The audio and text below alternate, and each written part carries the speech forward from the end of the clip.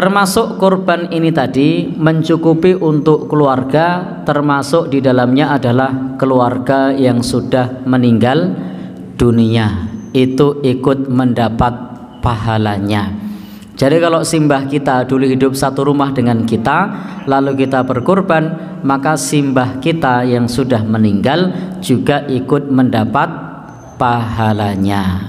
Sehingga tidak perlu kita berkorban atas nama simbah, karena kalau kita niatkan ibadah kurban untuk diri dan keluarga kita, maka include termasuk di dalamnya adalah orang yang sudah meninggal dunia dalam satu rumah. Maka simbah kakung, mbah putri, semua yang dulu meninggal di situ semua mendapat pahalanya. Itu salah satu di antara keistimewaan ibadah kurban. Maka tidak perlu kita berkurban untuk orang yang sudah meninggal dunia secara mandiri, tidak perlu. Cukup berkorban atas nama diri dan keluarga, maka sudah mencukupi untuk keluarganya yang sudah meninggal. Sebagaimana Imam An-Nawawi pernah berkata, la tadhiyata 'anil ghair bi ghairi idnihi wala 'anil mayyit idza lam yusi biha. Beliau berkata, tidak perlu berkorban untuk orang lain tanpa izinnya. Tidak ada korban untuk orang lain tanpa izin orang lain itu, dan tidak pula berkorban untuk orang yang meninggal dunia apabila tidak berwasiat. Ini kata Imam An-Nawawi.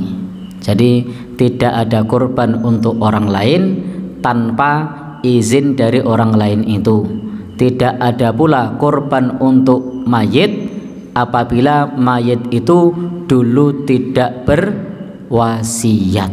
Nah, kalau wasiat, baru wasiat itu kita jalankan. Karena di dalam agama kita, kalau wasiat itu tidak dijalankan, maka yang mendengar wasiat itu berdosa. Sehingga tidak perlu kita berkorban atas nama orang lain, kecuali orang lain itu mengizinkan. Mbah Pawiro, jenengan dereng kurban toh? Niki kula kurban atas nama jenengan nggih. Nggih. Nah, sudah, baru silakan berkorban. Kalau berkorban atas nama orang lain. Nah, kalau atas nama orang yang meninggal, maka silahkan dengan catatan jika dia berwasiat. Kalau tidak berwasiat, maka tidak perlu berkorban atas nama orang yang sudah meninggal dunia. Baik, Bapak Ibu yang berbahagia yang dirahmati Allah Subhanahu wa taala, meskipun kalau kita mau cari pembenaran, ada ndak pendapat yang membolehkan berkorban untuk orang meninggal dunia? Ada. Syekhul Islam Ibnu Taimiyah membolehkan berkorban untuk orang yang sudah meninggal dunia. Nah, jadi kalau mau cari pembenaran tentang pendapat ulama yang membolehkan, maka ada. Contohnya adalah pandangan dari Syekhul Islam Ibnu Taimiyah. Beliau membolehkan berkorban atas nama orang yang meninggal dunia. Dalilnya apa? Dalilnya disamakan dengan sodakoh. Jadi beliau menyamakan kurban dengan sodakoh, kama yajuzu anhus sodakoh, sebagaimana dibolehkannya bersedekah atas nama orang yang meninggal dunia. Namun insya Allah pendapat yang kuat adalah kalau kurban, maka tidak ada contoh dari Nabi maupun para sahabat atas nama orang yang meninggal dunia. Tapi kalau sodakoh ada. Maka kalau mau melakukan sesuatu yang bermanfaat untuk orang meninggal dunia, mending niatnya bukan kurban, tapi niatnya sodakoh. Nah, ini saya bawa kambing, saya niatkan sedekah atas nama simbah, boleh enggak?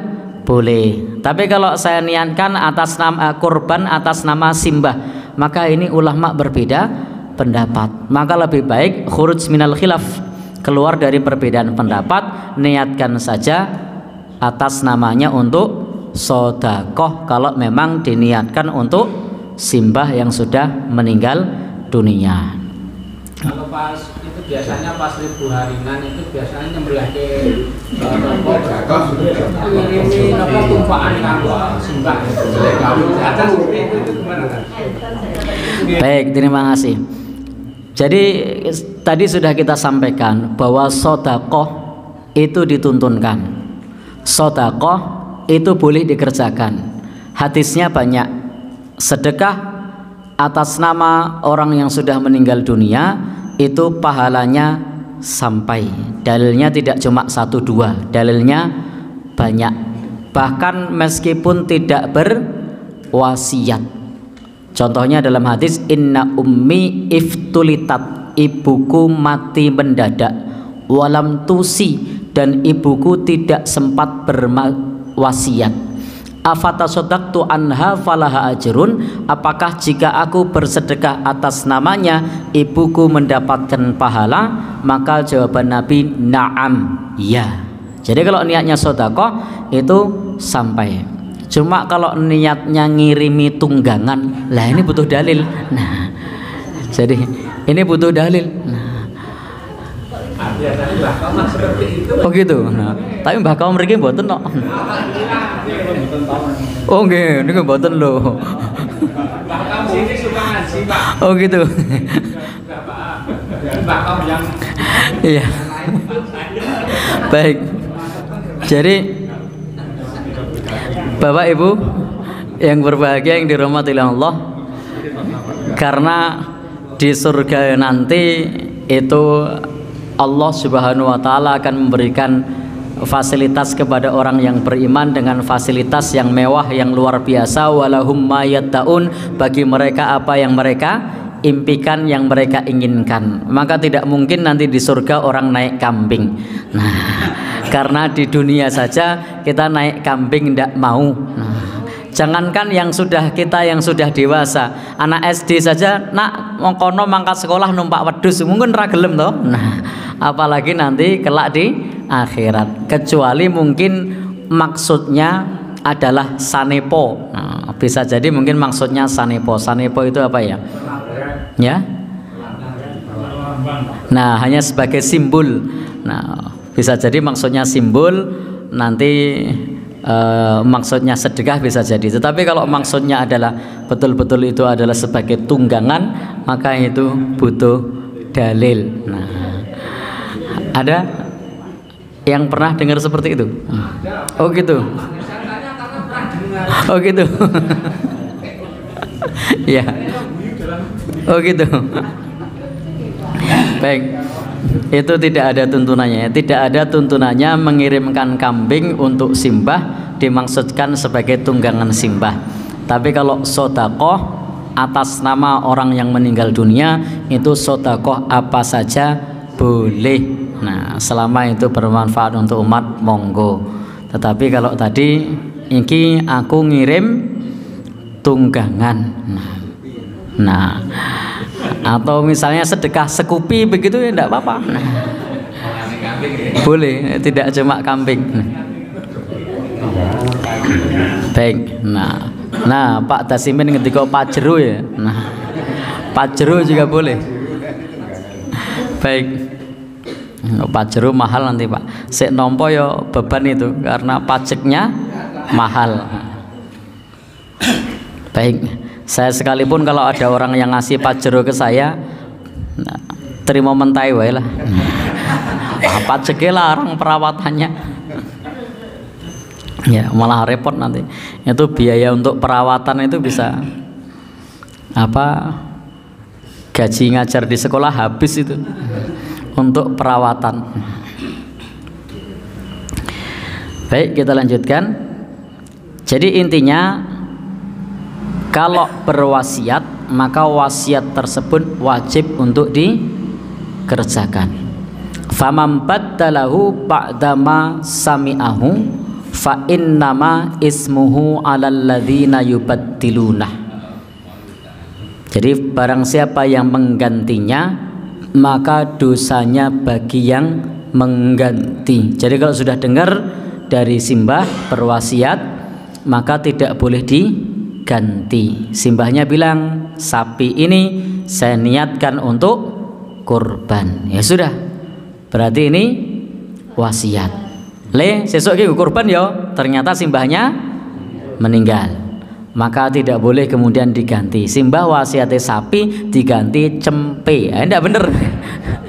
Nah, atau diganti sapi cilik, atau diganti kambing misalnya, itu tidak benar.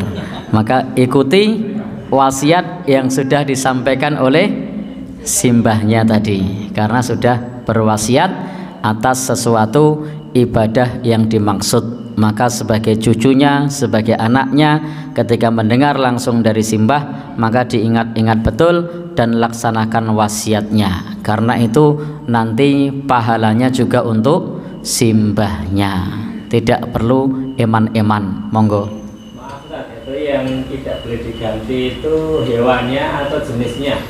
Misalnya kambing ya, itu apa kambing itu harus disembelih atau dibelikan kambing lain yang lebih besar, boleh itu? Terima kasih.